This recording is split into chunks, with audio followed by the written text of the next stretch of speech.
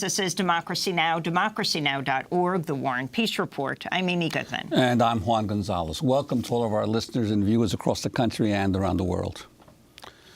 This week marks 2 years since white supremacists and neo-Nazis descended on Charlottesville, Virginia. On the night of August 11th, 2017, hundreds of white men bearing torches marched on the University of Virginia campus, chanting, "Jews will not replace us," and "White lives matter." On the following day, a neo-Nazi drove his car into a crowd of anti-racist protesters, killing Heather Heyer, a 32-year-old activist. Days later, President Trump claimed there were, quote, "very fine people on both sides." Since Charlottesville, white supremacists have committed at least 73 murders, according to the Anti-Defamation League. Just last week, a white supremacist in El Paso, Texas, opened fire in a crowded Walmart, killing 22 people, mostly Latinos. It's been described as the deadliest attack to target Latinos in modern American history. The El Paso gunman wrote a manifesto that contained language similar to the racist rhetoric of President Trump and prominent right-wing figures, including Rush Limbaugh and Tucker Carlson.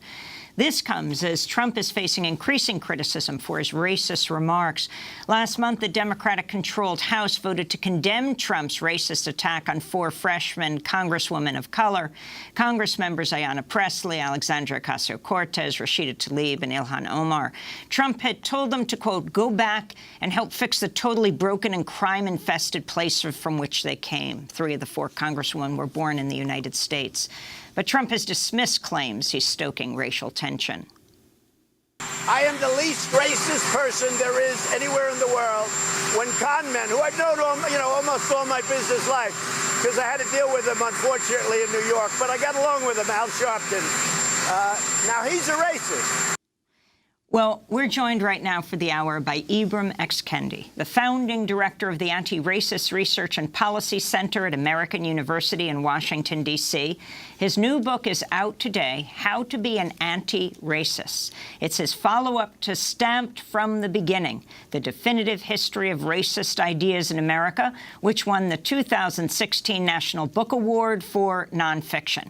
Kendi was just 34 years old at the time, the youngest winner of the National Book Award for nonfiction. His latest piece for The Atlantic is headlined, "A Lynch Mob of One. The Assault Rifle Has Enabled Racists to Act Alone." Ibram X. Kendi, welcome to Democracy Now! Congratulations on the release of your book, and happy birthday. Oh, thank you. Let's begin on a less happier note, which is what took place in El Paso, what's considered one of the largest Latino slaughters in this country in its history. You've written this very interesting piece for the Atlantic, "A Lynch Mob of One." Explain. Sure. So one of the worst race riots, as they were called, in 1919, 100 years ago, during what was known as the Red Summer, because there was this series of race riots. The worst potentially happened in Chicago. And the last day of that race riot in Chicago was August 3rd. Exactly, a century later, we had what happened in El Paso. And those lynch mobs a century ago, they needed to have large and coordinated numbers of people in order to essentially slaughter large numbers of people of color. But today, the lynch mob only needs an assault rifle. And we saw that in El Paso, Texas. So what needs to be done about it? It needs to be, I think we need to first and foremost recognize how an assault rifle, one gun, one AR-47, one AR-15, could literally lead to many people dying with this combination of racist ideas. This shooter in El Paso had both. He had this assault rifle and an assault rifle of racist ideas, and we need to figure out a way to control, if not ban, both of them. And of course, that shooter was his manifesto had eerie echoes of many of the words of President Trump these days about an invasion occurring of the United States. You just heard that clip that we played of President Trump saying he's the least racist person anywhere in the world. Your reaction when you hear not only that, but the number of people who still support him and his views and perspectives in the country?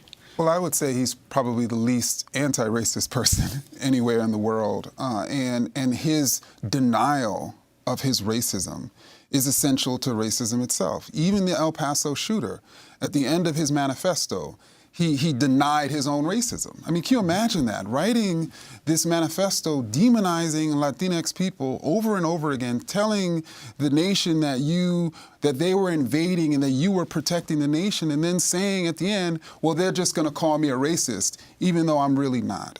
I mean, and that's why, I mean, denial itself is that heartbeat. And I think in contrast, an anti-racist is seeking to acknowledge and admit, which is certainly something that Trump has never done.